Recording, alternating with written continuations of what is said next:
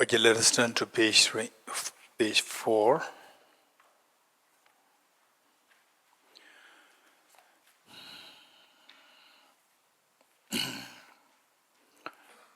Taking refuge in General Bodhisattva. And some of you may be wondering how to read the Tibetan sound. First we'll read in English, followed by the Tibetan, and then the mantra. I go for refuge and am enlightened to the Buddha, the Dharma, the Sangha. By my accumulations of the practice of giving and so forth, may I become a Buddha to benefit sentient beings. I go for refuge and am enlightened to the Buddha, the Dharma, the Sangha. By my accumulations of the practice of giving and so forth, may I become a Buddha to benefit sentient beings. I go for refuge and am enlightened to the Buddha, the Dharma, the Sangha. By my accumulations of the practice of giving and so forth, may I become a Buddha to benefit sentient beings. In Tibetan, Sanje Joda Zoge Chonam Dai Chanjo Pardo Dane Gyabzo Che Dage Jinso Kebe Sonam Ge Drola Benjire Sanje Dubarai Jo Sanje Joda Zoge Chonam Dai Chanjo Pardo Dane Gyabzo Che Dage Jinso Kebe Sonam Ge Drola Benjire Sanje Dubarai Jo Sanje Joda Zoge Jonam Dai Chanjo Pardo Dane Gyabso Che Dage Jinso Kebe Sonam Ge Drola Benjire Sanje Dubarai Jo. This verse is believed to be composed by the great Indian master Lama Atisha Dibangari Sri Jnana, and who happened to be in the 11th century AD, and who was invited to Tibet to give teachings. And the Tibetan Buddhism, there were two phases in the evolution of Tibetan Buddhism. The first phase was since the time of, particularly of course the 7th century, then more predominantly in the 8th century. There was the first phase of the dissemination Buddhism in Tibet. And second was in 11th century AD, the 8th century, and then there was the unfortunate events they happened. For like 300 years, Buddhism simply was fragmented, deteriorated. It was all because of the political instability in Tibet. 7th century AD Tibetan king Songtsen Gampo, and he brought Buddhism to Tibet. 8th century King Trisong Dezen, and who established Buddhism in Tibet by starting the incredibly huge university, in fact, like what is copied from Nalanda in Bihar, copied there. And very near, I think, if I'm not wrong, I learned that it's about like 7 hours from here, Tibet. So this was where the proper establishment was built. Whole university, huge academic university with the proper translation, very systematic translation programs happened, and it was commissioned by the king, Tibetan king, and the advice all came from the Indian master, Bodhisattvas Rakshita. Here, that was the king. On the right side was the king, Trisong Dezen, and to the left is Bodhisattvas Rakshita with the red head, and the center was Guru Padmasambhava, and this Indian master Bodhisattvas Rakshita, he was the main person to advise the Tibetan king how to start with the translation team. And translation all done extremely systematically. So by today's standard, we see that, wow, this is amazing. In 1,000 200 years ago. Such these highly sophisticated translation, the system was developed, all translated from primarily from Sanskrit language into Tibetan. And then meanwhile, while Tibetan king and Bodhisattvas Chandarakshita, while two of them were engaged in making the Buddhism flourish in Tibet, then there were so many challenges that came both ways, humans as well as non-humans. Non-humans meaning spirits. So then the Guru Sambhava, he was invited, invited to dispel the obstacles. So sometimes the Guru Sambhava is depicted at the center, sometimes Bodhisattva Chandrarakshita is depicted as the center, and some people they depict the Tibetan king, because he's the one who made everything happen. So he's depicted in the center. That depends up to the situation. So depending on the focus, if the focus is more on the nation, or focus more on the infrastructure of the Dharma, then king was put in the central figure. Whereas if Bodhisattva Chandarakshita, main teaching of the Dharma, is emphasized, then Bodhisattva Chandarakshita is depicted as the central figure. And whereas somebody more into following the Guru Sambhava's teachings, then Guru Sambhava is depicted as the central figure. That depends on the situation. So this was what happened in this very thorough translation system was started in Tibet. Okay, with this in mind, the second phase, that was the first phase. And then after this King Tizung Desen, there was next king, King Tiralbhajan, who was again extremely dynamic and inherited this tradition of flourishing Buddha Dharma in Tibet. And he was assassinated, unfortunately.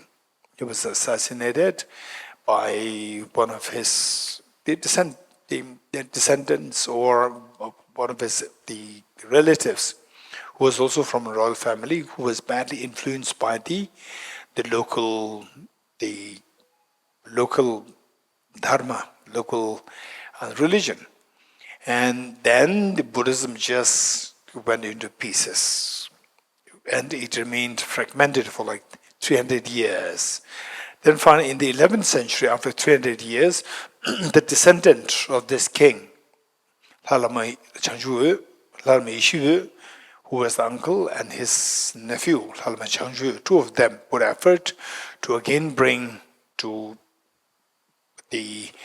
amendment and to let Buddhism thrive once more.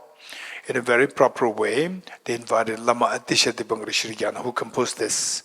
And to his credits, first we need to really learn about Lama Atisha Dibangari. He is solely responsible for the second dissemination of Buddhism in Tibet. So today what we got, what are we learning here? And first, this is all because of the kindness of Lama Adisha Dibangari, who composed this, and who himself was born as a prince.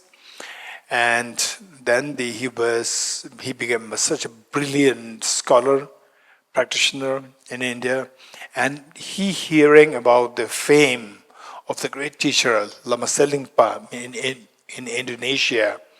So he sailed to Indonesia from India, and it said that it took him 11 months. But from how we can see today, we see that perhaps it was that he must have landed around Malaysia, remained there for a few days or a few weeks, and give teachings and so forth.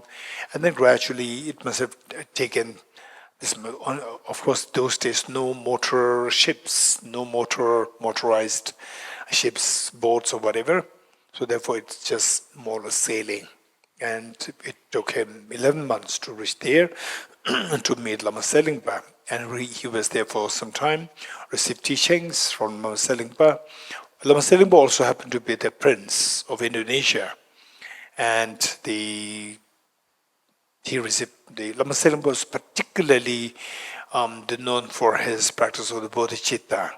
And philosophy-wise, Lama Selingpa he holds the philosophy of the Chittamatra philosophical system, whereas Lama Atisha was following the Madhyamika philosophy.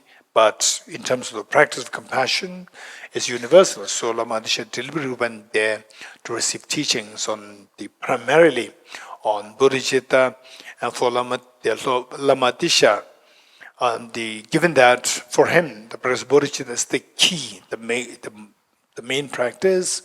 So although he had many teachers, so he revered Lama Selingpa, the teacher from Indonesia, as the main teacher of his. And then from India he was invited to Tibet through the effort of this Lama Ishu and Lama Chanju, the nephew, the uncle and the nephew, two of them, who were the descendants of the Tibetan the kings.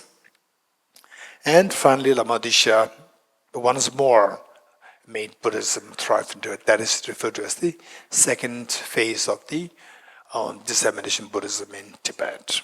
Okay, so with this, let's turn to page 6 and recite the Ye Dharma mantra. As we recite this, just see if you can contemplate the meanings. So how much you contemplate meanings, to that extent, the mental transformation takes place. And then finally, our job is to follow teaching, not follow teaching, practice, not practice. Entirely depends on the individual. And then if you invest, then you will get the result. If we don't invest, we will not get the result. So this is as simple as that. We can't expect some quick fix or shortcuts. Nothing of this thing happen. It's entirely about how much effort that you put. To that extent, you will get the benefit. Okay, with this in mind, let's recite this with 3 times together. Om Ye Dharma Hetu Prabhava Hetum Tesham Dathagato Yavatat Tesham Chayo Nirodha Evam Vati Mahashramana Yesva Om Ye Dharma Hetu Prabhava Hetum Tesham Dathagato Yavatat Tesham Chayo Nirodha Evam Vati Mahashramana Yesva Om Ye Dharma Hetu Prabhava Tesham Dathagato Yavatat Tesham Chayo Nirodha Evam Vati Mahashramana Yesva. All phenomena arise from causes. The causes are taught by the Tathagata. The cessation causes as well is taught by the great seer. Okay. Anyone who remembers where we left this morning? Anyone who remembers? Okay. So, what's the gap? How many hours of gap, how many days of gap of this morning's teaching and now? So some say the true wisdom, some say the purpose of life. Anyone else? Precisely where did we leave? Anyone? Huh? Yes, Dorji?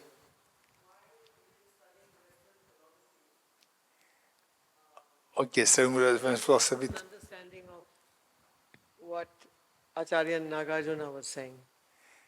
Okay, anyone else? Then Shirley, you remember? Three wisdoms. Okay. Anyone else who remember, precisely remember what we were discussing? And then we stopped, yes. Yes, okay, the life story of Buddha, good. Okay, so we were talking, we were talking, we were doing the brief life story of Buddha. Unlike, I won't say unlike, I may say a little different from how it's presented in the normal, say the way of the narrating Buddha's life story. The great Indian master, okay, what we're saying was that the Buddha left the palace to look for the alternative way, to look for the alternative way of seeking the solution to all the problems of the world. And then what happened was that yes, it was, just imagine that those days as a prince, and today even as a as a common person, a commoner, you will find the things pretty easy, going here and there in the cars, buses, trains, flights, and so forth. But in those days, the royal family members, yes, they have the facilities, but ordinary people, they have to walk. So Buddha was walking barefooted. Just imagine that say if you are the one who left the palace and going barefooted and without no guarantee for where you're going to get your next meal and seeking a teacher. So this is what the Buddha did, Prince Siddhartha did. And then he met the two teachers. The first teacher, Acharya Kalam. He met the first teacher, received teachings, and you'll come to know that, okay, some of the technical points I may not just go through very general, some technical aspects I will share, and if you have to learn more of these things.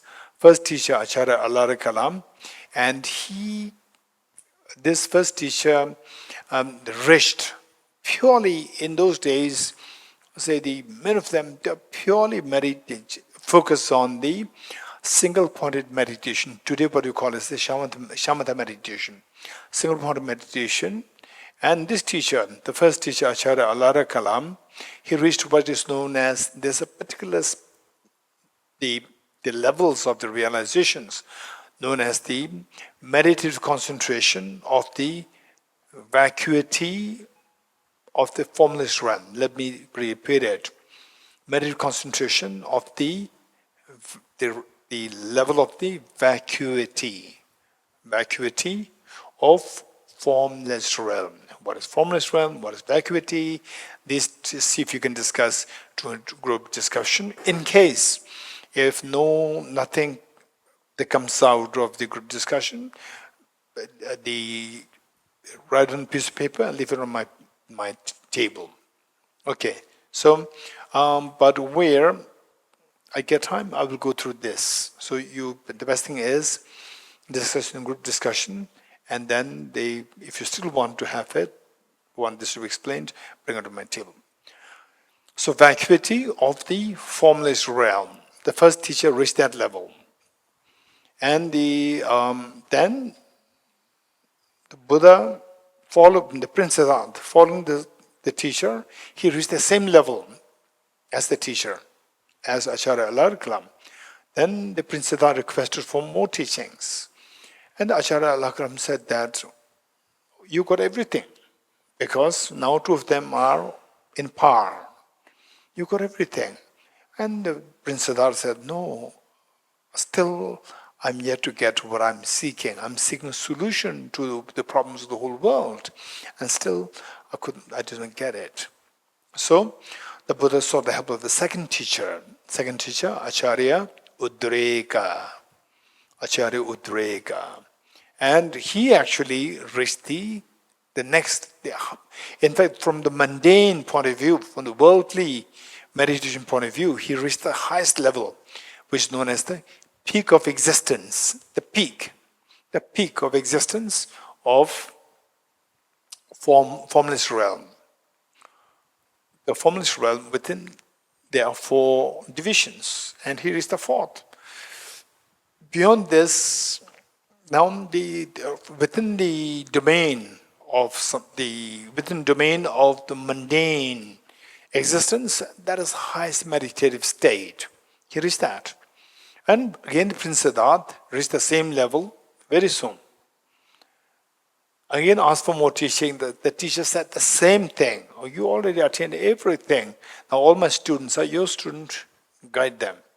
And the same response from the Prince Siddhartha, that I came here to look for a solution for the problems of the world, and still I'm here to get it. And he left. Then his 6 years of practice, and finally, what he discovered is he discovered the wisdom. Who said this morning, seeking wisdom? Or here, your name? Leon. From? Okay. Leon is a common name in Germany? I see, okay. Because that in Israel is quite common. I have a friend from Israel whose name is Leon. Okay, good. So as Leon said, wisdom. So the Buddha found the wisdom. When we say wisdom, wisdom has again various levels of wisdom. So Buddha found what is known as the perfection of wisdom. Perfection of wisdom. Wisdom, unfolding of which, understanding of which, your mind will be liberated. So this is what he found. So he practiced this for 6 years. 6 years. And finally, and of course, he found this wisdom to be taught to the beings, to be shared with the beings. And before he taught this, he experimented on himself. For example, COVID-19, when the vaccine was invented, what kind of vaccines? Pfizer? Moderna? These 2 or the third one?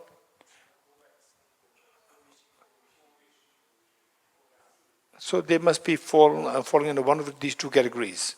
Moderna or, by the way, I have no idea. You're getting this. Let's say, okay, if you want to add more, let's say, what, Pfizer, Moderna, Covax, Pfizer, whatever.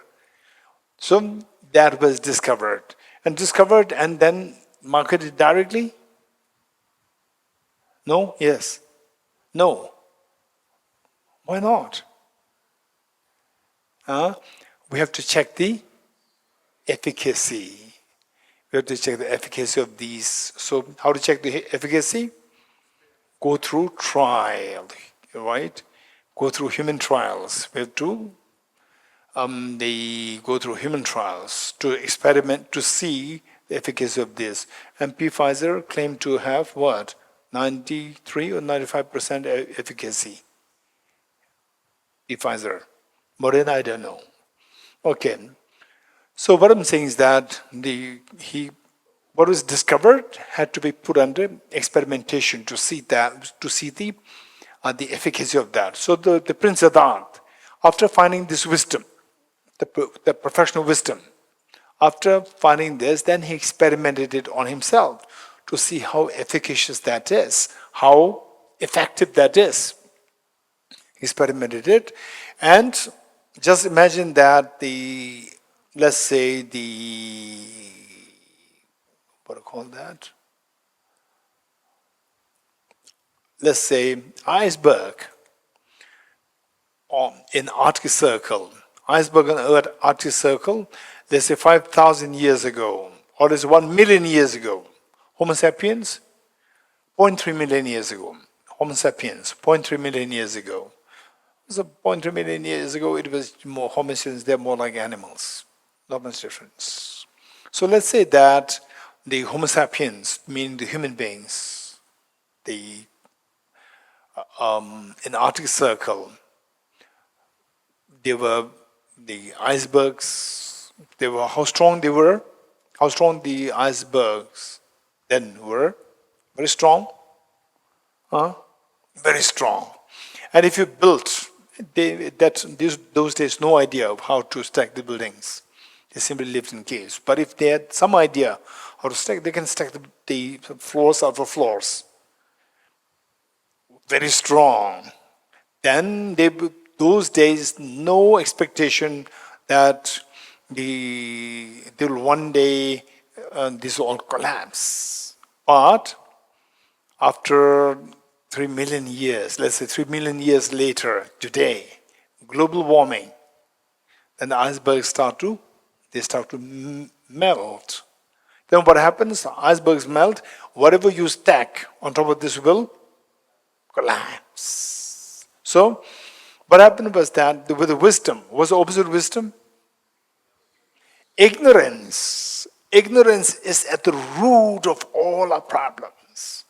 And our job is that to see that in a life, to see that finally, as I said earlier, the first, this morning what we discussed is that just see if what I'm seeking, the purpose of life, what I'm seeking to minimize my miseries and expand my happiness. So meanwhile, for those people who realize, who cognitively, who become more and more refined, who come to realize that seeking the maximum happiness for yourself and seeking the maximum happiness for others, these two are synonymous. You come to realize it. So, if when you realize this, the next question is that if I want to get rid of all the miseries, where do they come from? They don't come randomly. Don't forget it. They don't arise randomly. They come from the causes. They come from, unless you undo the causes, no matter what you do, these will not stop. For example, let's say that the moment you hear, okay, let me put it like this. Since I was 16, maybe 15, 16, 17, 18, I was so keen to become a physicist. And when I first heard about Albert Einstein, there was such admiration coming to me. Profound admiration, Albert Einstein. And one of my seniors, very close friend of mine, and he left for America permanently.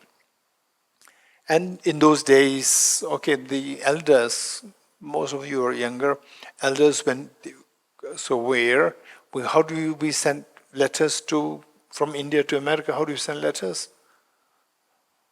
Emails? From pigeon? No. That was some million years ago. No. I'm talking about the last 40 years ago, 40 years ago. In those days. Post. Do you remember? In India, there's very extremely convenient. So the envelope and the what? Envelope is just envelope and the paper to write on. Inland letter, yeah, exactly, yeah. Thank you. So we are the same generation. I can see that. Younger ones, you have no idea, right? You have no idea. That's amazing. But it takes, if you send a letter, it'll come, send a letter, and then expect a reply back. You have to wait for 1 month. Right? You send a letter and your job is done. Wait for 1 month, relax. Even if you want to reply to the very next day, you will not get it. 1 month. Emergency case, maybe telegraph. Otherwise, you have to wait for one month. Okay. So my friend from America, he sent me a letter asking, Dorji, what do you want from America? I said, a big poster of Albert Einstein. And it never came. It's already 40 years gone. It never came. So when I share these anecdote stories with my friends or with such retreats, then some of the people, they empathize. And they would bring Albert Einstein, their frames. Sometimes it happened twice or 3 times. Okay, what I'm saying is that say we need to be very practical, and that if you really want to see Albert Einstein, oh, he's a Nobel laureate in physics. I also want to be a Nobel laureate in physics.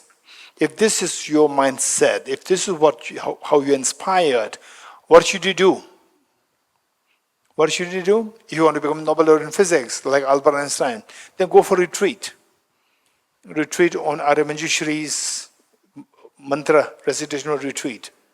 And oh, give me wisdom like Albert Einstein. Om Arabhasana, Om Arabhasana. Then recite 100,000 times for 10 years, 20 years, 30 years. You will never get a Nobel Prize. You're getting it? If you want to get a Nobel Prize in physics, don't go for retreat. Don't go for retreat of Arya Manjushri thing. You study physics. This is better. You getting it? Don't ever expect that some blessings come from Arya Manjushri, the next day I become a Nobel laureate in physics. Don't ever expect that. This, if you don't believe, I'll give a signature. It'll never happen. Right? If you really want to become Nobel in physics, you have to study physics. Don't sit for a retreat Arya Manjushri mantra. Don't do that. We should be very realistic. This is the message of the Buddha's teachings. Ye dharma hetu prabhava. Hetum tesham tathagato hyavatat. All these problems arise from ignorance. To get into ignorance, introduce wisdom. Don't wait for somebody to give you blessings. You're getting it? And your ignorance is gone. Don't expect that. Not knowing physics is also ignorance. You agree? Not knowing physics is also ignorance. How to remove this ignorance of physics? Study physics. Study physics. Only then your ignorance of physics can be got rid of. Likewise, we said that all the problems, all the tears that we shed in our life, and the young people, 2 or 3 of you, you don't know what is the agonizing, the pains. So I said that young people, don't worry, there are many pains waiting for you. Right? I did mention this. All these pains where you have to shed tears, and the pains are extremely agonizing. At times, you can feel so helpless. But I still remember a father who was extremely respected in the community, and the mother, also another teacher, and the daughter and the son. Two of the father and the mother, they brought the 2 children, particularly the daughter, the elder one, brought to me to solve a problem. So the problem can easily be solved, but the daughter is not at all receptive to this idea. And the parents, and the daughter's attitude is like, it's so like the parents are so ultra rich. No, parents are not ultra rich. They were very humble, from a humble background. And they brought the daughter to me. And they were expecting that I am an outsider. When an outsider speaks, then the daughter may be more receptive to listen. And when I say something, she's okay. When the father was explaining something, the daughter exploded and said, "Shut up." My heart simply sank. No respect for your father, who in fact was respected by the whole community.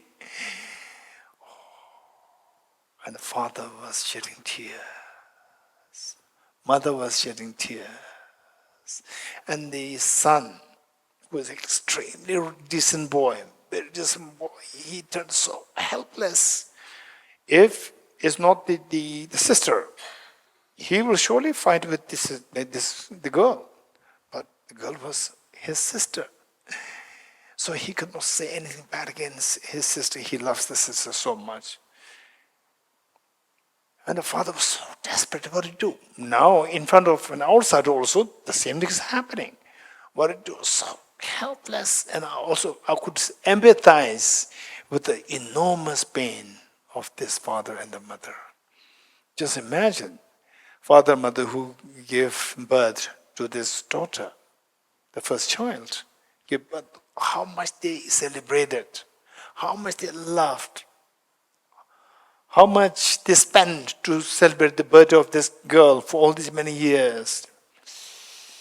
Oh, finally, when that happened, it was extremely heartbreaking. So painful. Just imagine the father who was so respected in the community. The mother is just shutting him up, not allowing him to even speak, and that too in such a cruel way, total disrespect. And one time I told her that just imagine if somebody disrespects your father, would you be happy or not happy? She said, not happy. Because she feels so proud. Because when she goes out, she boasts of her father. Because he's so respected to all of the community. Then I said that nobody is doing this. Nobody is disrespecting your father. It's only you who is doing that. Just imagine what you do to your father. If somebody else is doing, would you be happy? She said, no. This is exactly what you're doing. Which you don't want, you're doing this to your father. You are the only person in the world who's doing this, who's respecting your father. These are the pains. So all these pains, we see that these pains are so agonizing, so heavy. And if you really go through this, you'll see that you're really helpless. And yet, all these pains, underscoring all these pains, is the ignorance. And these pains, if the ignorance is gone, then the pains will disappear. If the iceberg melts, everything what is stacked on this will crumble, will just fall apart. Likewise, if the ignorance is gone, then this pain is gone. But what kind of ignorance? Ignorance, there are so kinds of ignorance. There are so kinds of ignorance. This is a point.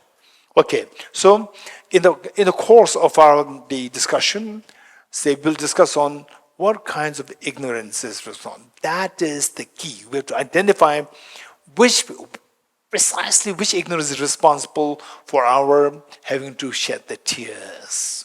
The ignorance, just you identify that, remove it, and the tears stop. Okay, I'd like to ask this question to this group, and you give us, particularly those people who did not hear this. I see that there are many from Nalanda Studies. Nalanda Studies, if you did not hear this before, you can also join to give the answer. Those who are not from Nalanda Studies, feel free to give your answer. Okay, Mike, I will just share my problem, and then I will seek your advice. And your job is to give me the proper advice. Okay. What should you be doing? You should be giving me the advice. What advice? Proper advice, not useless advice. Okay, proper advice. Okay, number one, I live in Delhi. Number two, Delhi in the month of May, June, now, around this time, Delhi is dry and hot. Number two. Number three, I live on the third floor. And every information I give, is there anybody who set for competitive exams? Raise hands. 1, 2, okay, many of you knows what I'm saying, right? So all these are clues given. You should be able to get in clues. Sometimes they are distractors. You know that? Distractors, clues, unnecessary clues are given to distract you, right? Okay, in my case, you can trust me. These are not distractors. These are real clues. Okay, number one, what did I say? I live in Delhi. Number two, in the month of May and June, the weather in Delhi is very hot and dry. And then I live on the third floor.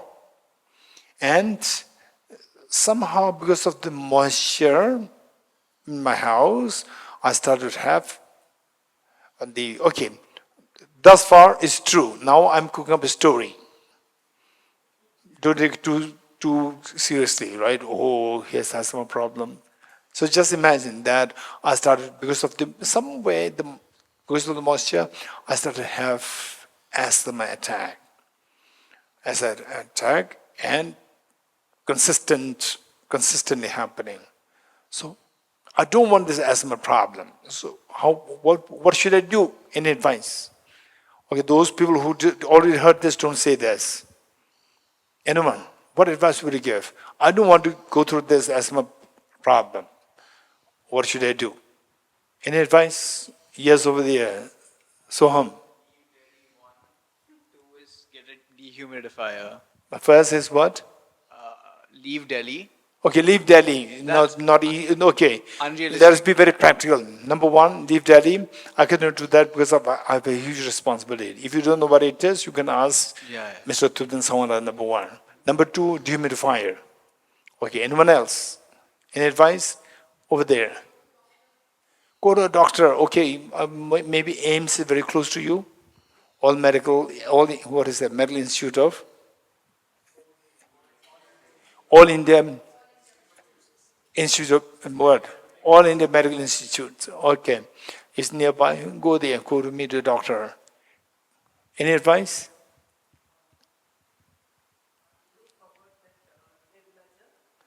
Okay. If it's very severe, then buy Nebulizer. nebulizer. Where's nebulizer?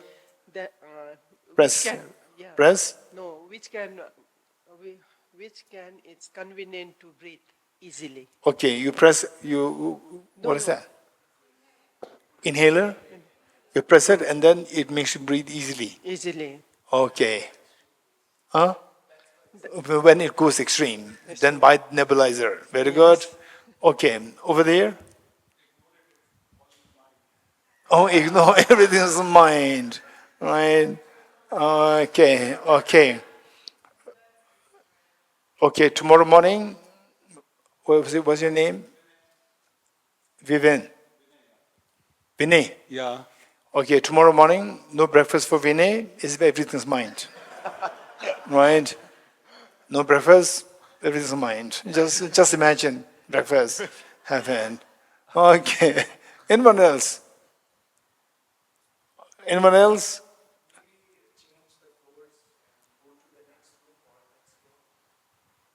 Why? Third floor, so maybe just go to the next floor, I guess. Just guesswork, or it'll help. Don't play with me. Next floor, next floor, next floor. Right, I've lost books. If you don't know, ask him how many books I have. Right, all these books I've done. And next floor is also not that easy. You're from Sikkim? From Kalimpong. So how many times you moved your house? Like, go around the house or just To look for new house, not much. Not much. You have no experience. You have to do it yourself, and then your advice will be different. Okay, anyone? Huh? Breathing exercises. Breathing exercises. Okay, anyone else? No advice. Huh? Over there, the lady over there. Go to the doctor. Okay, there is Sonula. The lady, yes. Your name? Go to the doctor. No, what's your name? Jabi. Jabi, go to the doctor. See Okay. the doctor first. Huh? See the doctor first. See the doctor. Okay. See the doctor, then the asthma will be over. And get the advice from the doctor, and doctor will prescribe the medicine. So accordingly, then lifestyle Yes. changes. Okay, lifestyle changes. And the moisture will go away, not go away.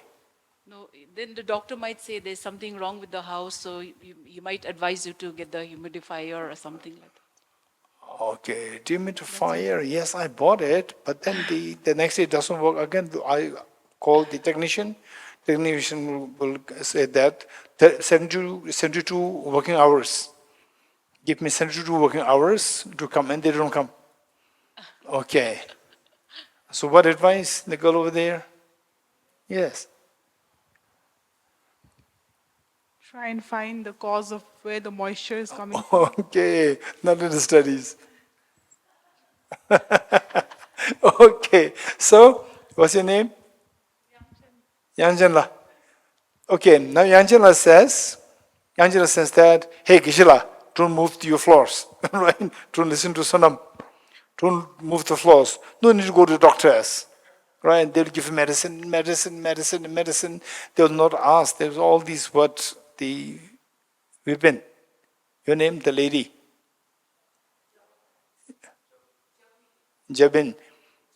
Jabi. Jabi is expecting a very ideal situation for a doctor. Doctors, what are you doing? Where are you staying? No, they will not ask you. They will simply write the medicines, right? Right? You keep medicine. You are injecting poison. You getting it?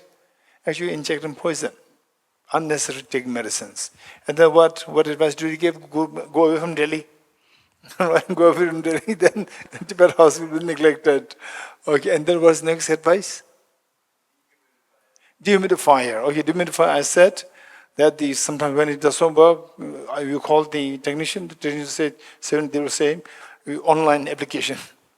2 hours working hours, they should be given.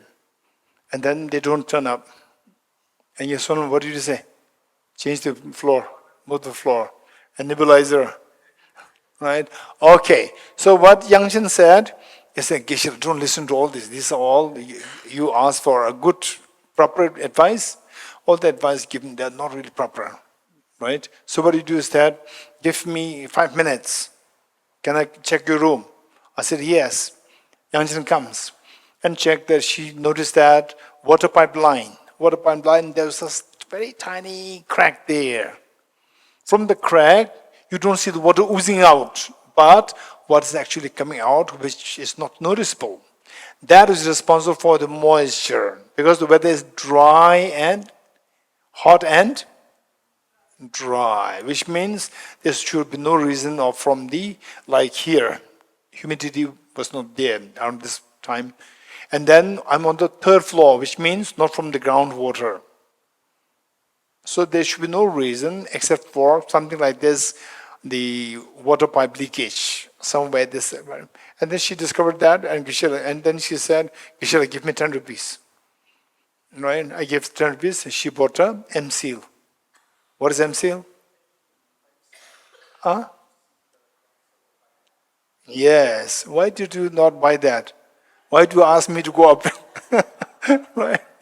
10 rupees, for 10 rupees, she got it, and then finish. No doctor required, no dehumidifier required, no moving house, and no what? None of this is required. So, because even if these things were done, still the problem is not solved.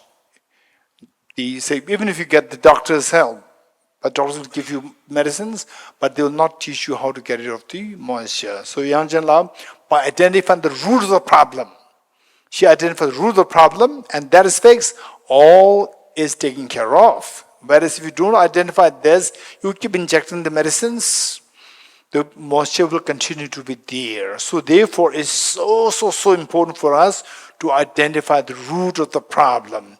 And root of the problem, what we said is that ignorance is root of all the problems. Believe it or not. Believe it or not, say any tear, any uneasiness coming to your mind, any uneasy feelings, sometimes once in a while, how many of you that experience? Say, in the afternoon you take a nap, or early the morning you get up, and for no reason you feel so low. There's a deep sadness for no reason. How many of you had that experience? Resents. Okay, how many never had such experience? So,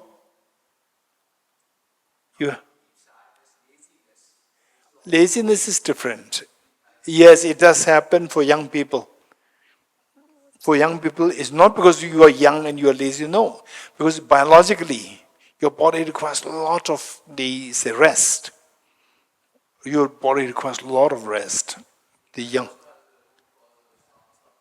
It's not root cause.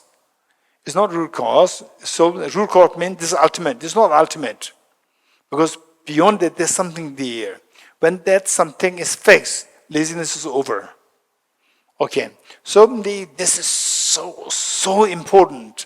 It's not just attending a retreat in this one. We are talking about the root of a problem, how to fix it. Once you know how the problems arise, you'll know how to overcome the problems. So what we said this morning was that if the diamond is there, if there's something covered in mud, and you as the diamond expert, you tell the other person that there's a diamond there, and the person, how do you know? So you will say that, oh, why it's not visible if it is there? You said that it is covered by the mud. So your job is to remove the mud. Remove the mud. To remove the mud, this is so important.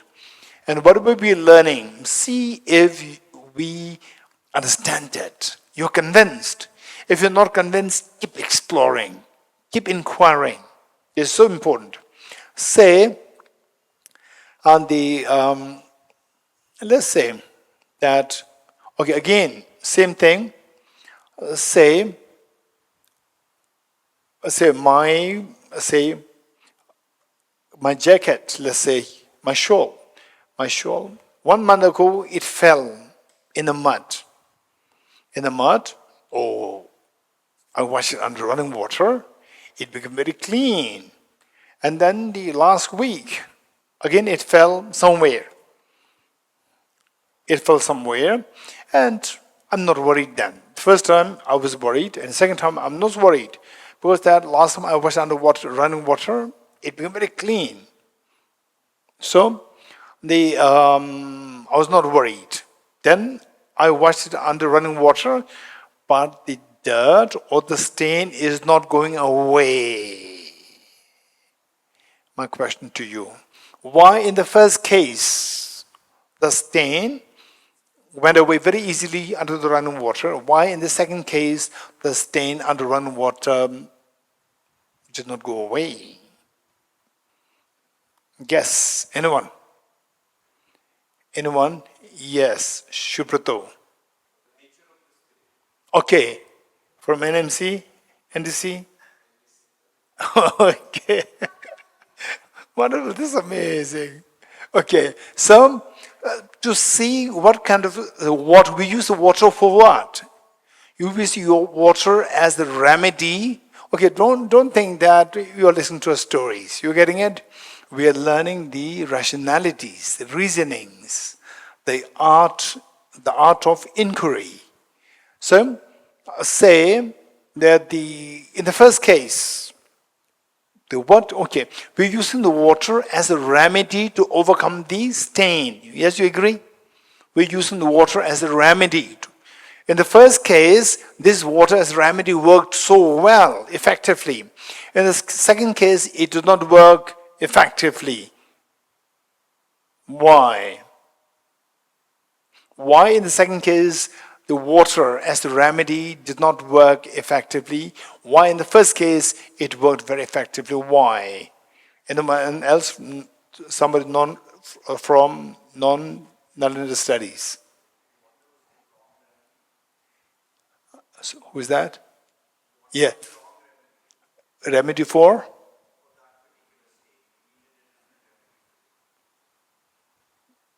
No, last time I was with the water. It's the right remedy.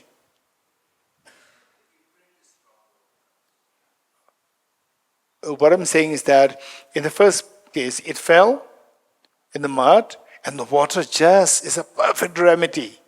In the second case, it did not work. Why? Sonam?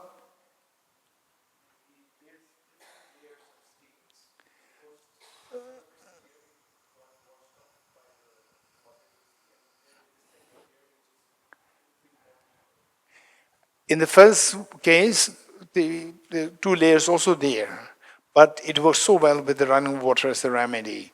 Why not in the second case? Anyone guess? Okay, Shuprato, elaborate a little bit. Or Tutansamana, you want to add something? Why in the second case it did not work at all? Ah, yes. Okay. In the second case, it did not fall in mud. It fell in the grease, oily grease. For grease, the water cannot be the remedy to overcome the grease. For the regular mud, the water can be the right remedy to overcome the grease. So, applying the remedies, to apply the remedies, you have to check what remedies to apply is determined by what stain, nature of the stains. You getting it? You have to know the nature of the stains to know exactly what remedies to apply. This is so important for us. Let me repeat it. To apply what remedy, to know what remedies to apply, we have to know the nature of these stains to be removed. Okay. Now the stains within us, which defiles the Buddha nature, which blocks our Buddha nature. The stains is of two kinds, the gross and the subtle. Gross and the subtle. Okay, how many of you had the experience of moving to a complete new house, complete unfurnished house, and then you start from the scratch? Raise hands, how many had that experience? Okay, Angela, experience, no experience? You had? Your mom? Of course, yes. Yes, and the girl over there, what's your name?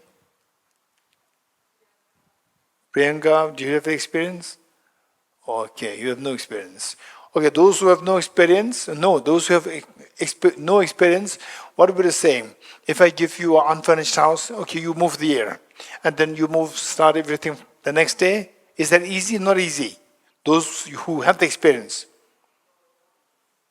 Okay, your name? Sindhamala, tell me, not easy. How is not easy? No, it's easy. You got the house already. Clean, then what else? Oh, no, I'll give you clean house. Then done. Easy. Then, hey, those who have the experience,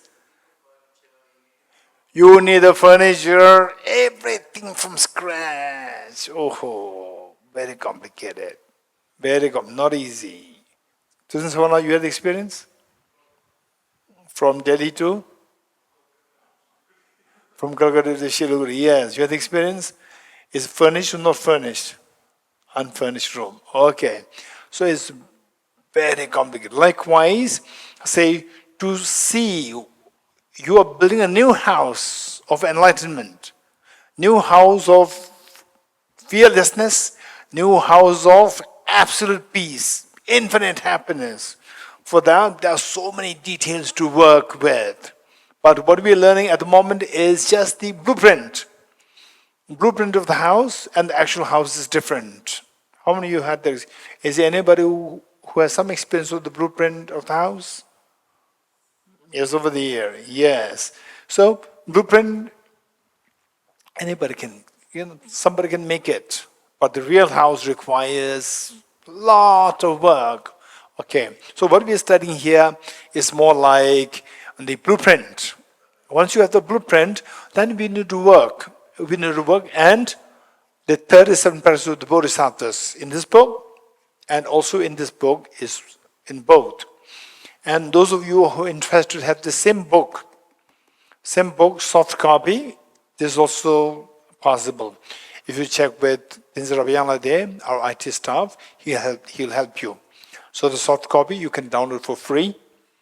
Anybody can download for free, the soft copy. Okay, so what the 37 parts of Bodhisattvas will give you more detail. What kind of detail will be required for us to remove the mental dirt so that the hidden treasure within us will be awakened. That no matter how disturbing, chaotic external factors are, your mind is at ease. Your mind is fearless. Your mind is expansively experiencing happiness. So, for that, this text is extremely precious, so beautiful, and something which we can apply in a real life. So So with this in mind, what we said is that to apply the remedies, to know what remedies to apply, we need to know the nature of the stains. To apply the remedy to overcome the mental defilements, we need to know the nature of the mental defilements. Nature of the mental defilements, let us quickly explore what this is like.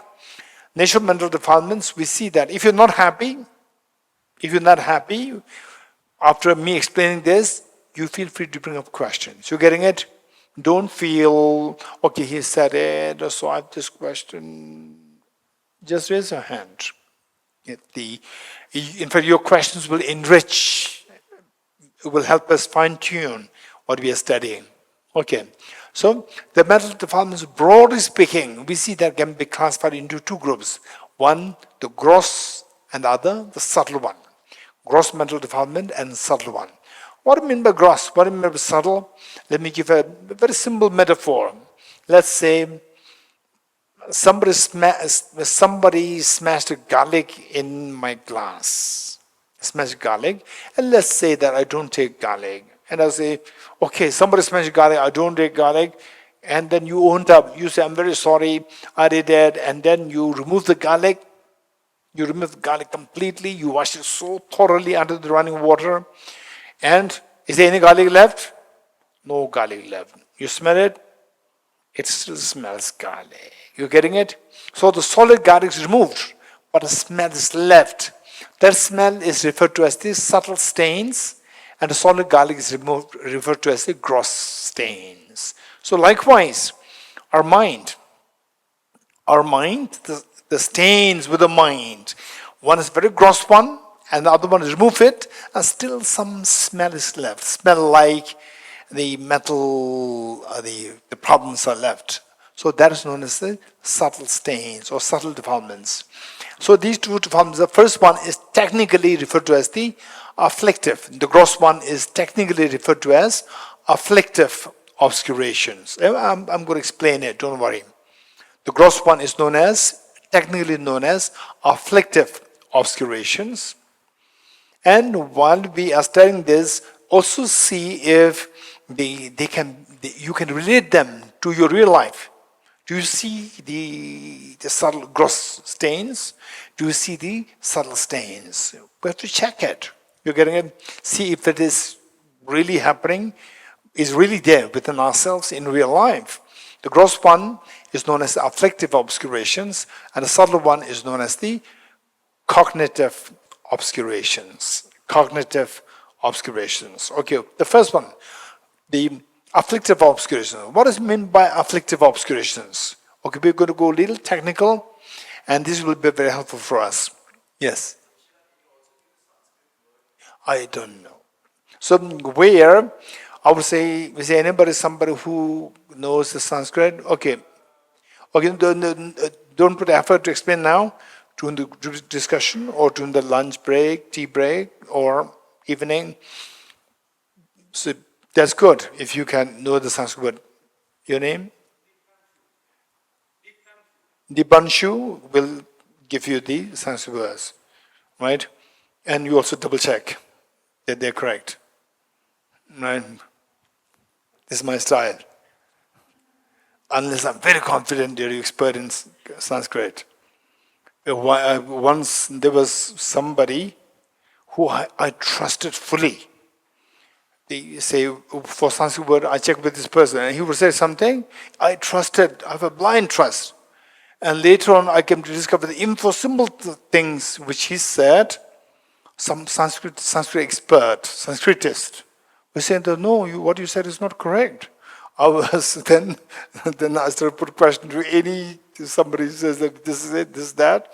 I put a question according to him. You're getting it? Okay, this is my style. Okay, so on the afflictive obscurations, we have the obscuration within us.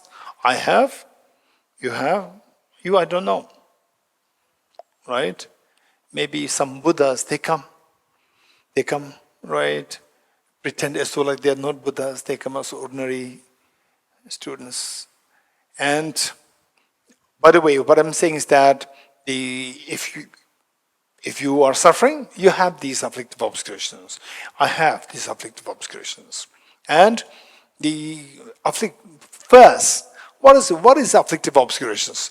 Afflictive obscuration, the function is, we'll come to know what it is, but the function of that is to stop us from experiencing, or the function of that is to attract miseries. Let me repeat it.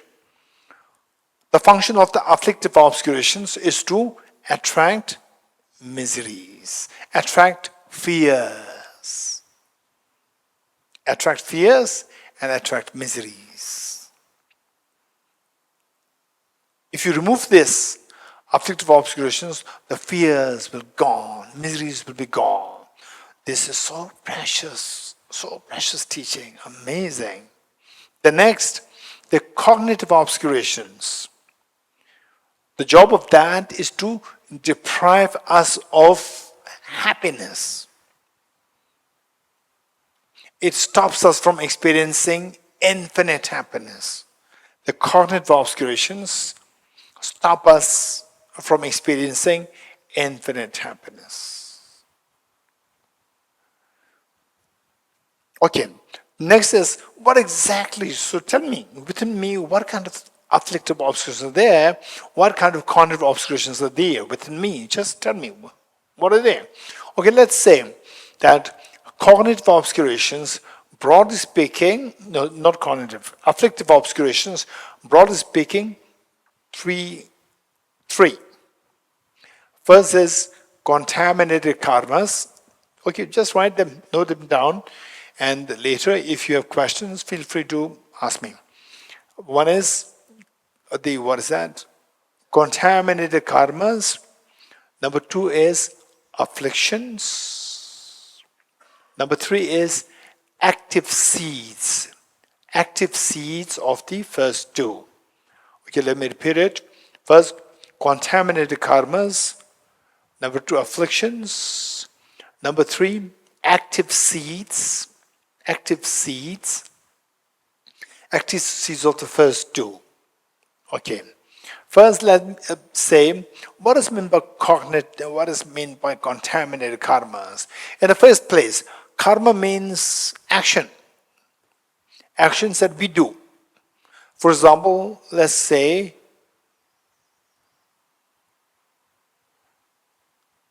okay. Can you hear something? Can you hear the sound of the fan? Can you hear the sound? So is it doing action? This action there. Is that karma? This is not karma. So karma is a very specific action, not any action. Karma is the action driven by intention.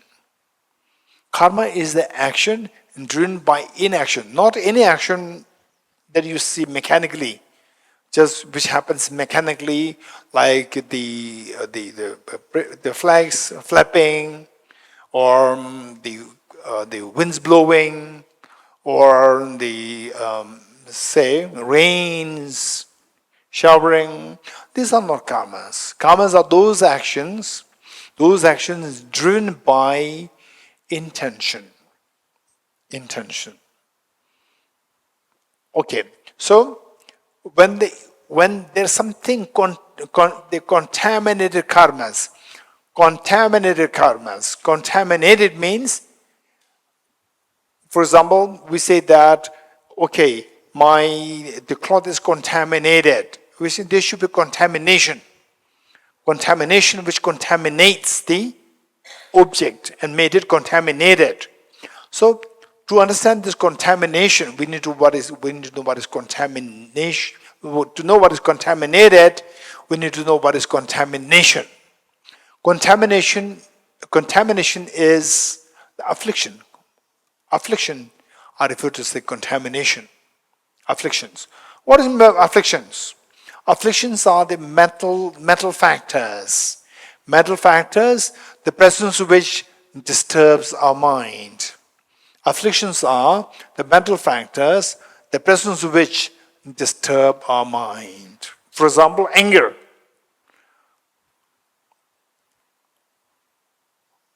Okay, how many of you are very happy with anger, isn't it? You get up, in the morning you get up, today I'm so excited, I'll be angry. No one. But when we are in the grip of the anger, somebody say, hey, right, don't be angry. You become even more angry, right? You become even, then at that point, it seems like you're happy being angry, right? What's wrong with the angry? What's wrong with my anger?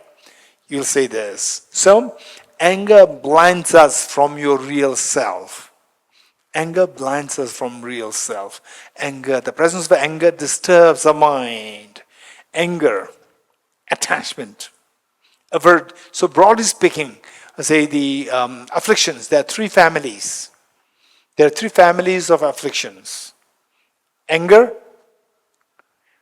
attachment, and ignorance. There are three families of the afflictions. Anger, attachment, anger, and ignorance. Three. But how many kinds are there? There are millions kinds of the afflictions, but all can be grouped into three categories. So to give you some idea as to how all can be grouped into three, how come that he's so confident with this? It's not that difficult. Let's say that our mind, for the ease of your understanding, I will say, how many of you like to act involuntarily? Resents? Or how many of you like to act, how many of you don't like to act involuntarily? Resents? How many don't like to act involuntarily? Very good. Why not? Why you don't want to act involuntarily? Why not? Anyone? And the girl here? Yes?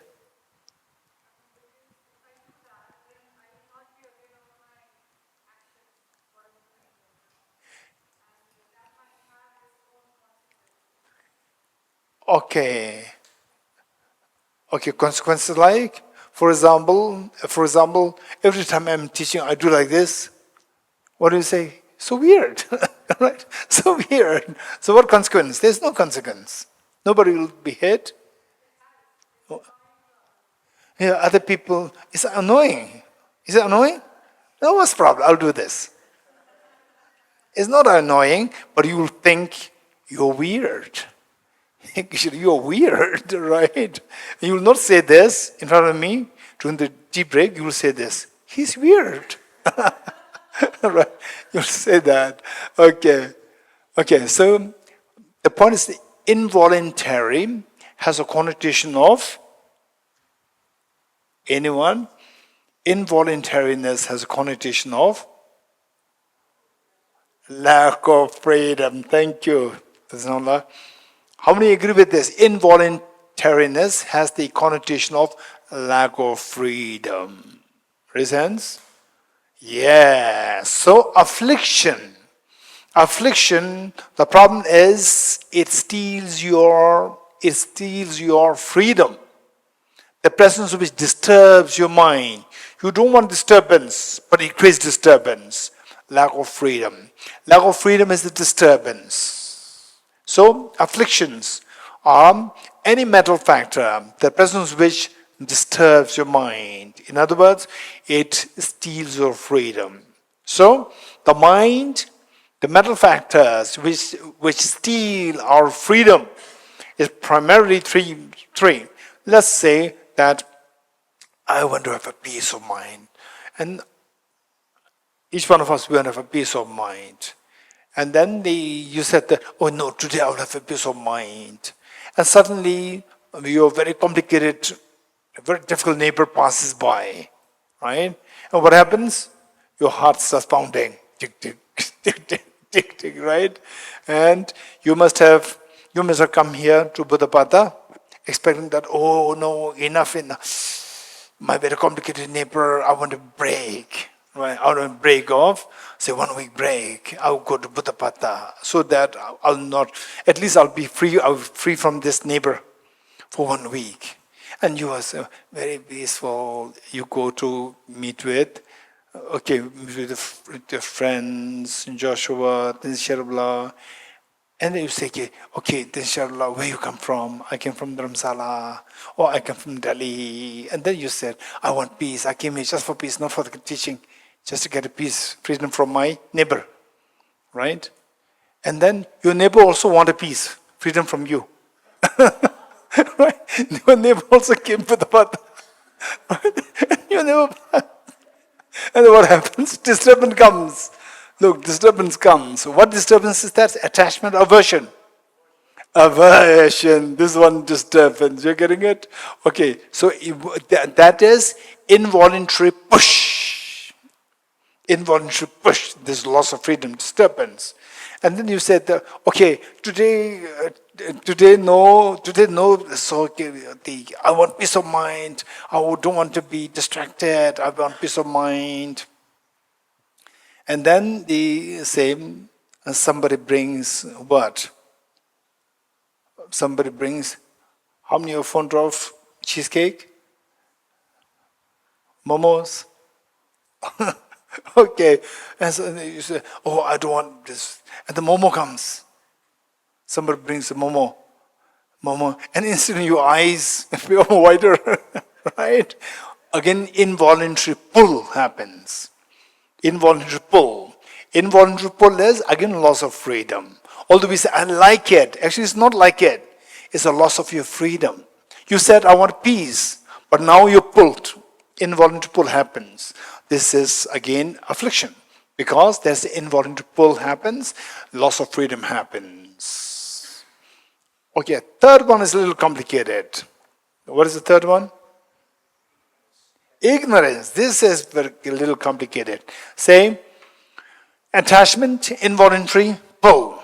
Aversion, involuntary push. Now the ignorance. What is ignorance? Okay. When does involuntary pull happen? When something attractive. When you encounter with some attractive things. When does involuntary push happen? When something which is undesirable, you encounter with undesirable things. Or say undesirable things, involuntary push. Desirable things, involuntary pull happens. What is left now? Neutral things. Neutral things. With neutral things, ignorance persists. Okay, is there anybody who can explain this or who likes to explain this?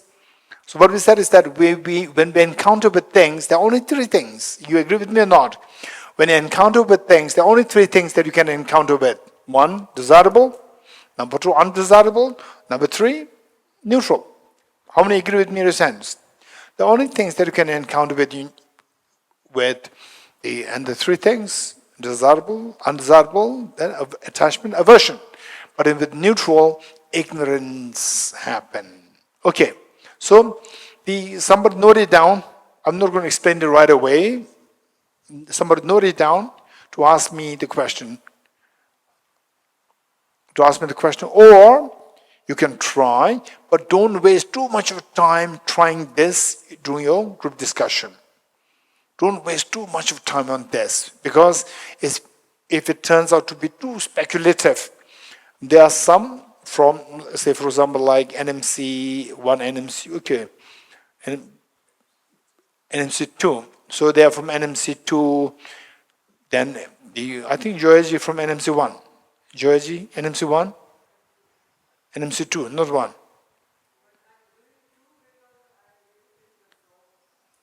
No, but I'm saying NMC 1 you did, not did. Did. So we have NMC 1, 2, NDC 1, 2, 3, 4, 5, NCC, then NIC. So we have those people who are related to NMC and those who heard something of this, you try to take the more active the participation, and then the others, don't speculate too much. And you can speak. You can speak. It doesn't mean that you just don't speak. You speak, but less. Let those people from none of the studies, let them speak more. But the null studies also, the non-null studies, that give chance to them also to speak. Okay. So, whereas note it down, make sure that that at least in this group we get answers. Okay. So that is affliction. So we talked about the contaminant karmas. With the contaminant karmas, we talked about contamination. Contamination are the afflictions. Afflictions which within afflictions, then the intention is involved. Actions driven by intention is known as karmas. And the karmas can be contaminated or uncontaminated. Uncontaminated will liberate us. Contaminated karmas will bind us. This is the difference. Let me say this once more. Karma is the action driven by intention. And the karmas is of two kinds, contaminated and uncontaminated. Uncontaminated karmas liberate us from samsara, and contaminated karmas bind us in samsara. As simple as that. And next is to know what is contaminated. We need to know what is contamination. Contamination refers to afflictions. What is affliction? Afflictions are the mental factors, the presence which disturb our mind. In other words, which steals your freedom. Okay, so from this we understand what is contaminated karma. That is one part of the afflictive obscurations. Then affliction. We already explained it well. And then the number 3 is active seeds of the two. Active seeds of the contaminated karmas and the afflictions. What is meant by active seeds? Okay, let me say apple seed. Apple seed, is it apple or not? Apple seed, is it apple or not? Huh? Is it apple or not? Apple seed, is it apple or not? It's not, of course it's not the apple, but it is active, it's an active seed, is a seed active to give rise to the apple trees in the future. You getting it? Although these are not apples. The apple seeds are not apples, but they have the potential to actively give rise to they're active in having the potential to give rise to apple trees in the future. You agree? Okay, likewise, how many of you are angry now? I don't see anybody who's angry with angry face. You're not angry. But, say, after a while, after class is over, or when the retreat finishes, you go home, and then you meet with your mom, dad, brother, sister, and so husband, wife, whatever you meet, and said, my daughter, my son, cup of tea. What cup of tea? No coffee. Why? Right? Okay. So then the anger comes back. So this anger comes from where? At the moment there's no anger, but you have the active seed of the anger. Seeds which are active to give rise to the future anger, future attachment, and so forth. These seeds are still within us. These are known as the active seeds of the contaminated karmas and afflictions. Good. So these form the afflictive obscurations. And when these 3 things are not removed from our mind, then they continue to attract miseries, continue to attract the fears. When they are removed, the fear is gone, misery is gone. Your mind is always at peace. Okay, the next, cognitive obscurations. The metaphor that I gave you is the subtle smell of the garlic like mental defilements. Subtle smell of garlic, say, these inactive seeds. We talked about active seeds. Now the inactive seeds of the contaminated karmas and afflictions, they are known as the cognitive obscurations. Inactive seeds of the contaminated karmas and afflictions.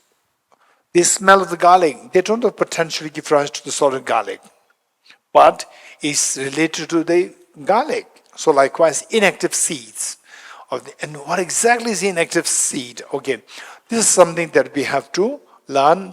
I cannot do it here at the moment because that we require a little bit of exposure to the concept of ultimate reality.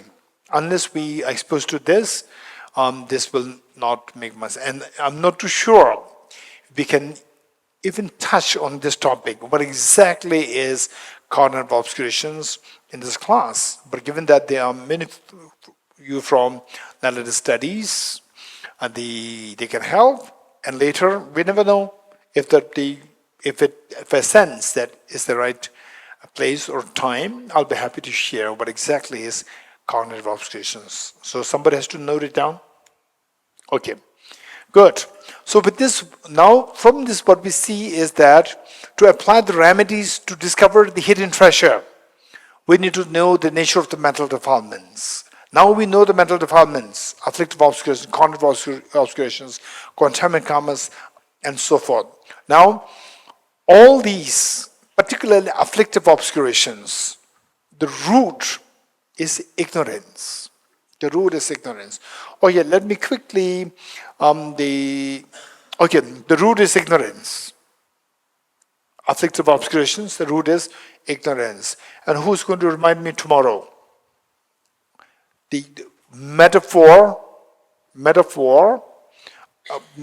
for this, how the ignorance is the root of all the afflictive obscurations, then eventually to the fears of life. Who is going to remind me tomorrow? Who's going to remind me? Okay, one. I need minimum 2 or 3. Raise hands. Hey, nobody wants to volunteer. Only one. Okay, here's Shiprado. And? Okay, here. So 3. No girls. Only boys. Okay, anyone? The girls? No one. Okay, so we have 3. Who are they? Your name? Diptangshu, 1. Shiprado, 2. Soham, 3. So 3 of them will remind us tomorrow. What are you going to remind me?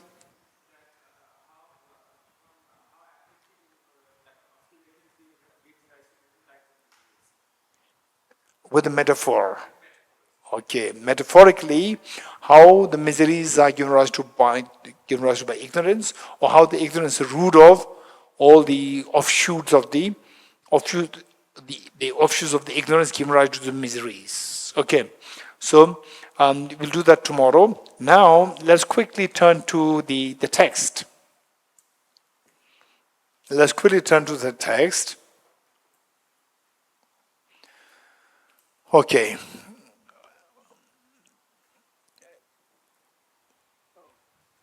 Ravenla, lo pare mare. Generator.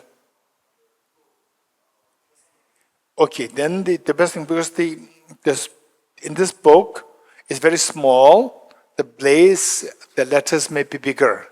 The blaze, anybody who knows which page? 141.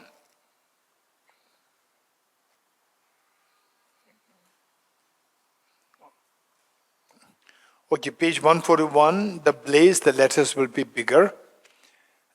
Okay, ready? It says 37 practices of a Bodhisattva. And this author, Geshe Tome Sambo, Geshe means, they say prince. It has multiple meanings. One is a prince. And the other meaning is the Bodhisattvas. Bodhisattvas is also known as Geshe. But when we say Geshe, Gel is the victor. Gel is the victor, referring to the Buddhas. Se is the child of the Buddhas, referring to the Bodhisattvas. It can be male, it can be female, it can be anyone.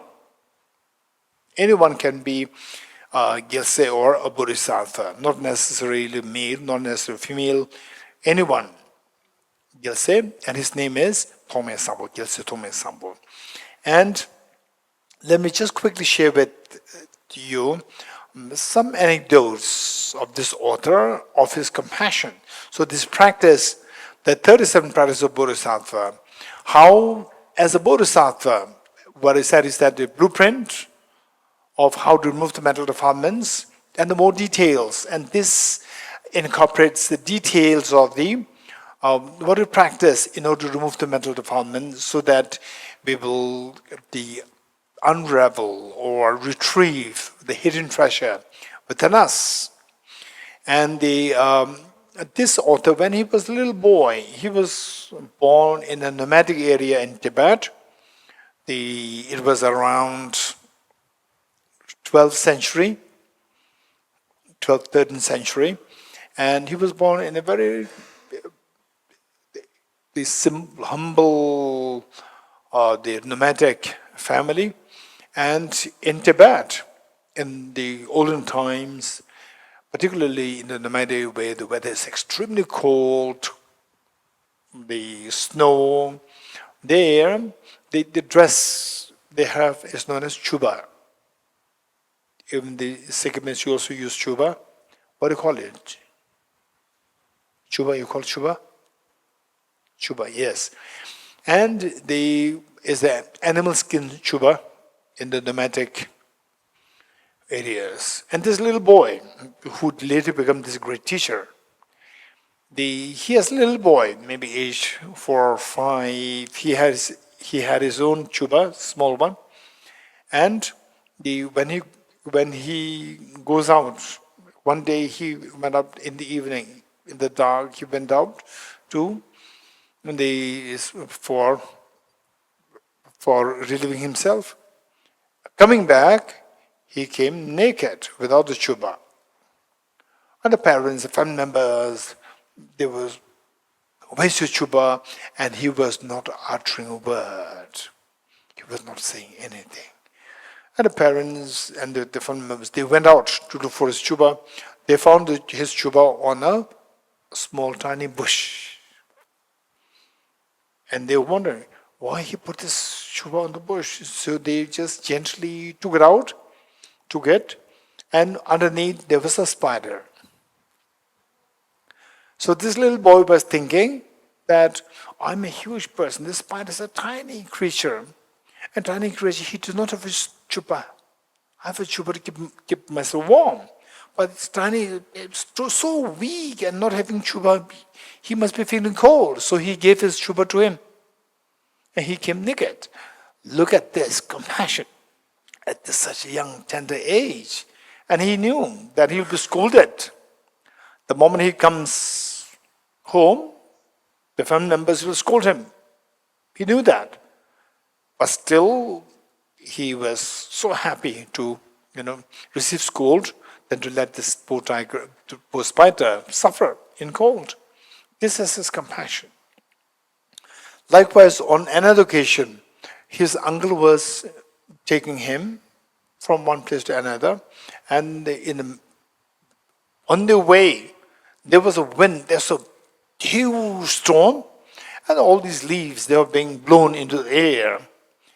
And this little boy, looking at the sky with these leaves blown into the air, this boy started to scream and started to wail. And the uncle, knowing that this boy is very special,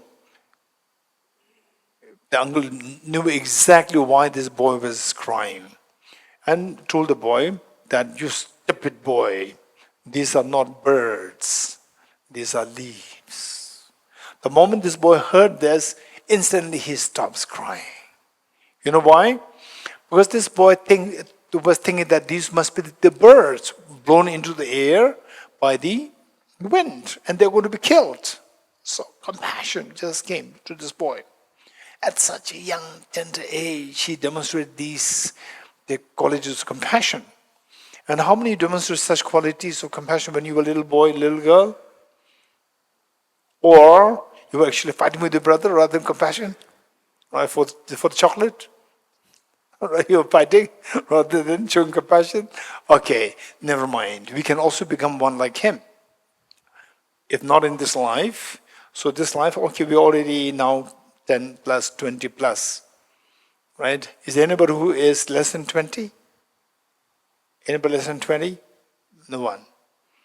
Okay, so I'll say the point is that on the rebirth, next life, No doubt, if you practice the compassion the way we are learning from this author, how he taught, if you practice it, next while we will surely demonstrate the same qualities as quality of compassion as demonstrated by this author when he was a little boy. So in the next life, as a little boy or as a little girl, you can demonstrate the same qualities, provided we practice it as what Soham said.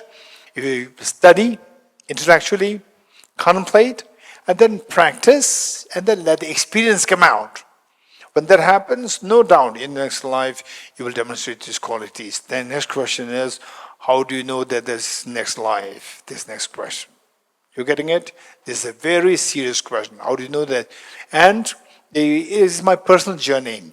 Personal journey meaning that this is something of my interest since I was almost like I was 19.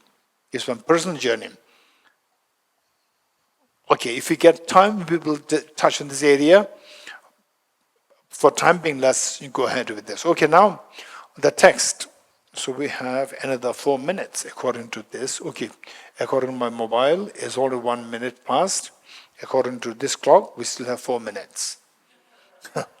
Okay, so I'm not too sure. And the girl is there, waiting there, saying that it's time up.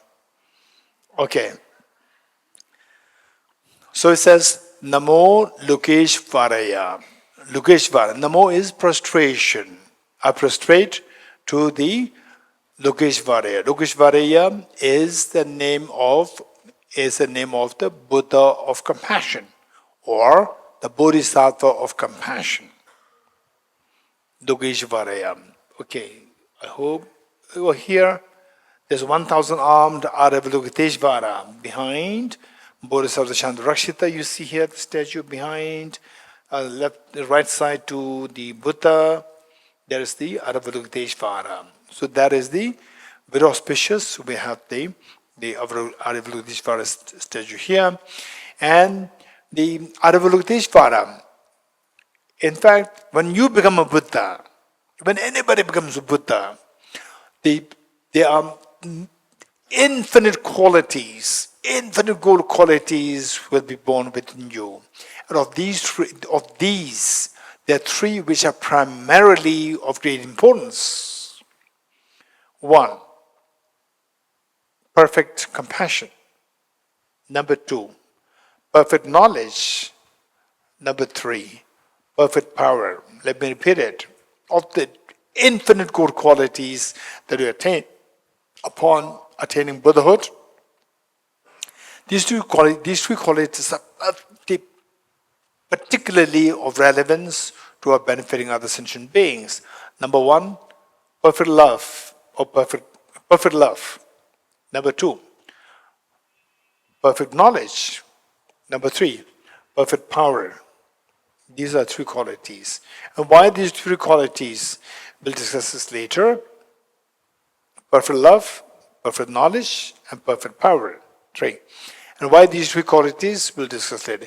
Whenever I said we'll discuss later, don't wait for me. You have to note it down to remind me later. You getting it?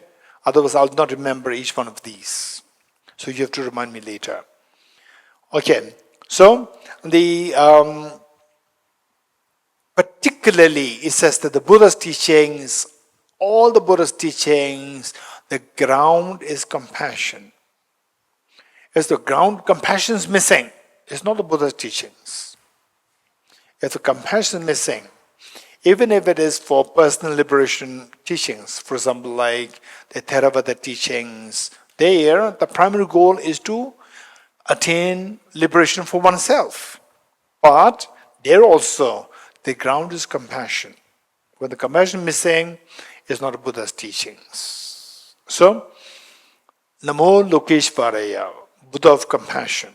So this, if you have this compassion, then all the good qualities will invariably be attracted to you. So this is where the author prostrated to the Bodhisattva compassion. You here refers to Avalokiteshvara, Lokeshvaraya. You see that all phenomena neither come nor go. Still you strive solely for the benefit of beings. Supreme Guru and Protector Avalokiteshvara, to you I continue to bow with body, speech, and mind. Okay, so here it says, you see that all phenomena neither come nor go.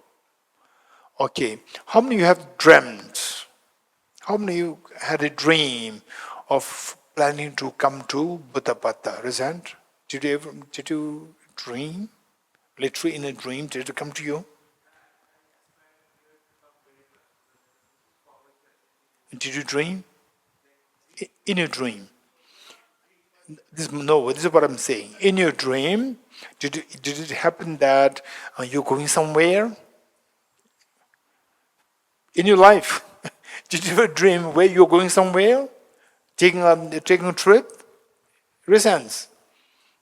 Okay. So you're going somewhere. And then did you also dream of coming home after the trip? Once in a while you dreamt of that, reasons? Yes. So, but where did you go? It's just a dream. Where did you go? You think you were going. You're not going at all. You're not coming at all. Coming and going is just your dream. There's no real coming and going. And you think that you're going and coming. This is your illusion. So it says, you see that all phenomena neither come nor go. It's all the illusion, the projection of my mind that you're going somewhere, you're coming. Everything is empty of objective reality. Everything's like a dream. And you see that so well. How many of you see that everything's like a dream? Raise your hands. Everything's like a dream? Or even the breakfast is also a dream? Right? Somebody says, no breakfast, no lunch, no dinner, right? Right? And you're driving a car and somebody cuts. Oh no, it's a dream. Or you become angry. Right? You become angry means, what is it? It's like a dream, it's not a dream. For you, it's so real. This is our ignorance. This is the ignorance. Ignorance, believing that things are real. This is the ignorance. You getting it? So here, the Bodhisattva are of compassion. You're freed from the ignorance. You're freed from the ignorance of seeing things as real. You see that there's neither real coming, there's no real going. All this is a projection of your own mind. Okay, I know you have so many questions. Yes, Sanalla.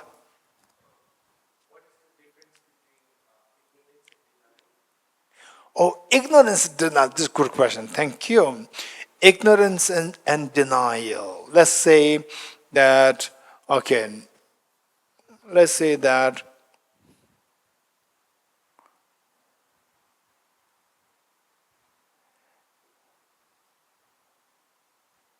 let's say that person A is bullying person B. Person A is abusing person B. And then you are a part of this group. You're part of the group, and people are asking you, person A is abusing person B, and then if you say yes, then you may become the witness. When you become a witness, you don't want to spend time in the court. Right? So I don't see. It's a denial. It's a denial. It's actually happened. It's a denial. Whereas person A has been extremely nice to person B, mother so nice to the child, and the child is going into drugs or into burning things, so forth. Then the mother makes sure that the child is locked up, making sure, but the people outside don't know the reality. They're saying that the mother is abusing the child. And you are the witness, you said, no, it's not abuse. The mother is really taking care of it. This is not denial. You are seeing so other people are ignorant of the reality, and you are clearing the ignorance. It's not a denial, it's clearing the ignorance. You're getting it? So this is difference. So a neighbor came, and you say, nobody came. This is denial. Neighbor came. Yes, the neighbor came, but objectively, or there's no true coming. Coming, going, this is all the projection of one's own mind. But how do you know that? This is something we have to study. You getting it? Yes, Soham?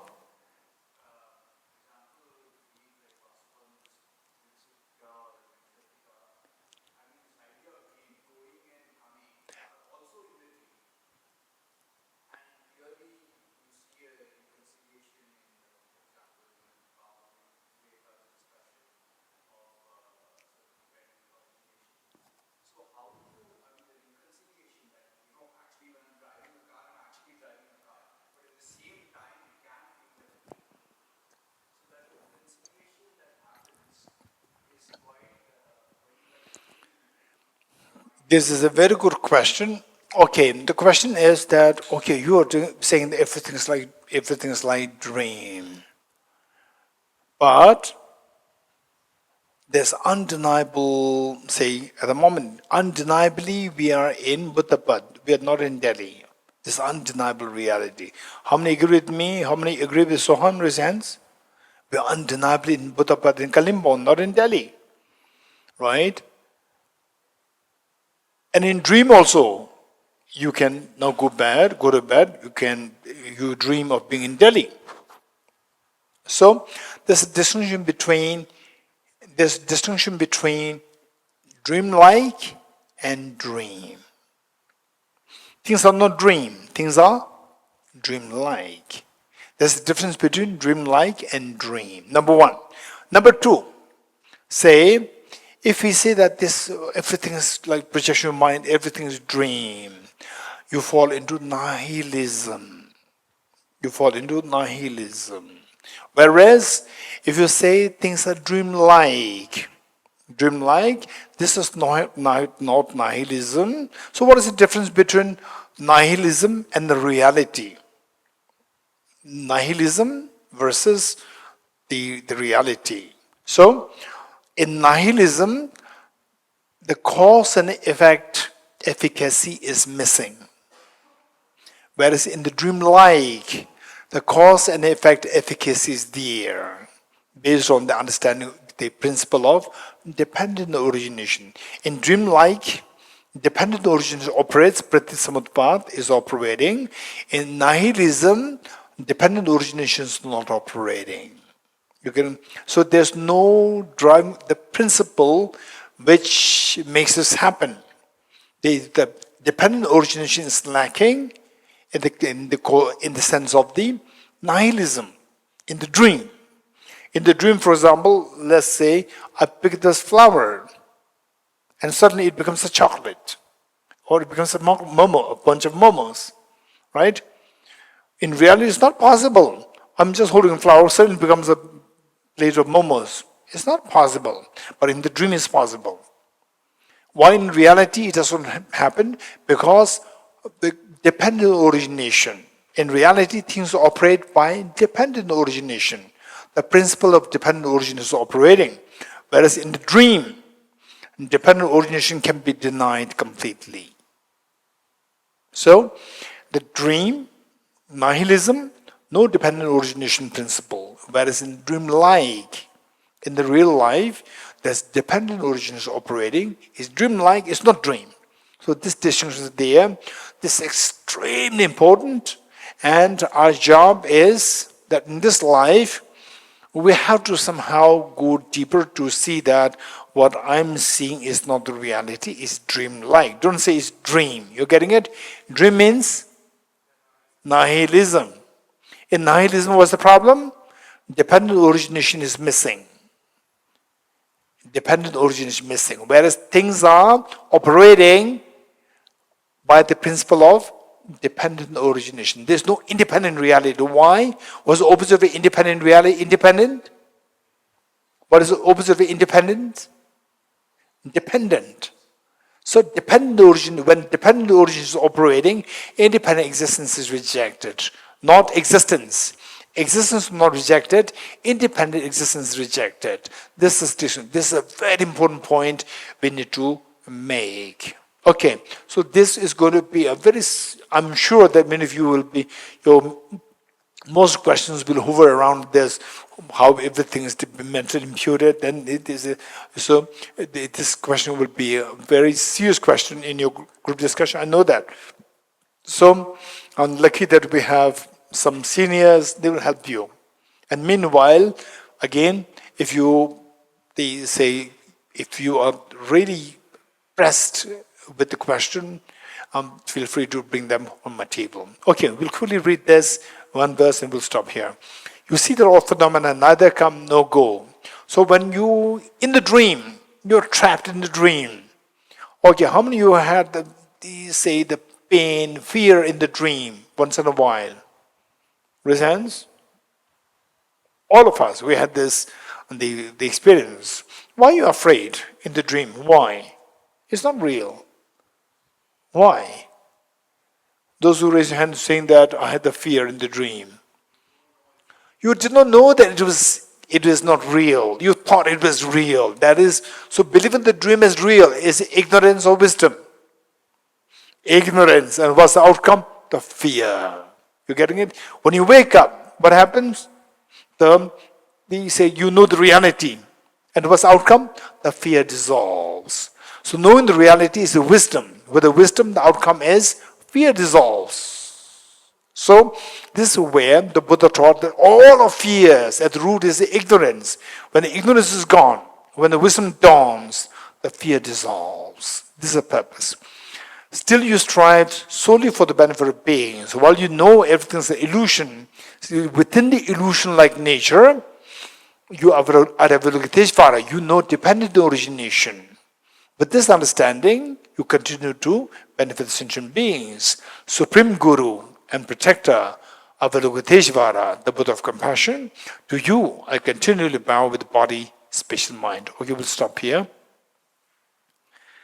And we'll recite the Heart Sutra mantra, which is on page 31. Deyata Om Gati Gati Paragati Parasamgati Bodhisattvas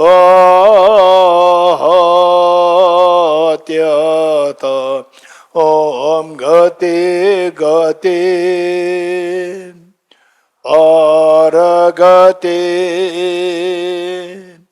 Parasamgati Bodhisattvas Om Gati Gati Paragati Parasamgati Bodhisattvas.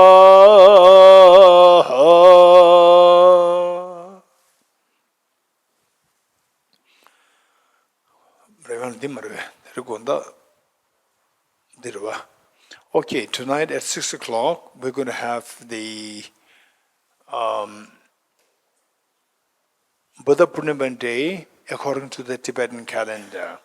And those of you who speak Tibetan, because tonight we're going to have the online program happening on taking the aspiration Bodhisattva vow. And those of you who, because it's going to be in Tibetan language, so those of you who know some Tibetan or who can speak Tibetan, feel free to join us. Here it's going to happen here. We're going to have it's going to happen. But lo men kharchor. Lo. Okay. Okay, so whereas others you can do your own self-studies, practice, whatever. Okay, 3 prescriptions.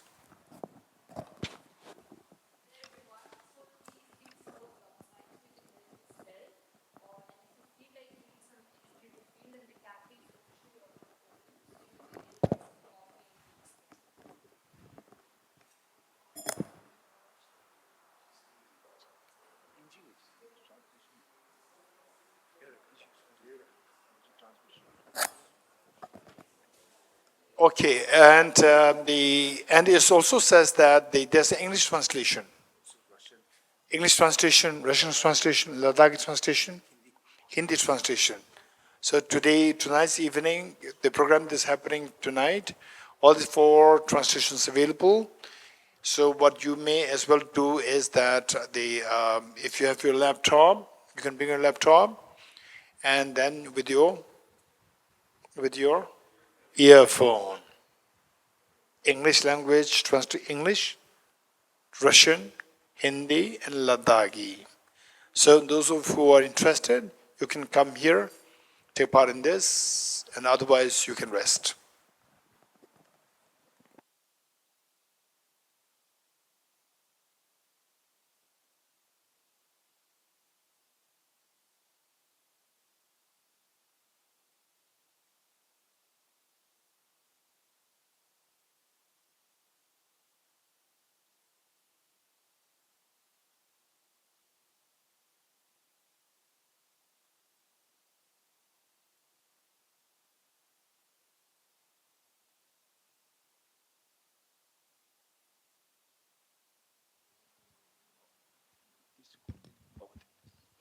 Okay, false alarm. So this is why I always quote somebody. So now I do not quote, I trusted him against the problem. So no English translation. Huh?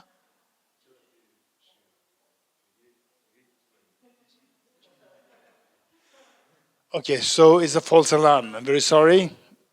But when Mr. Tubdenla is here, if that Tubden will be visited in someone like, if he will do the translation, okay, those of you who are interested, you go there, push him. A request. Yes. Okay. So sorry for that.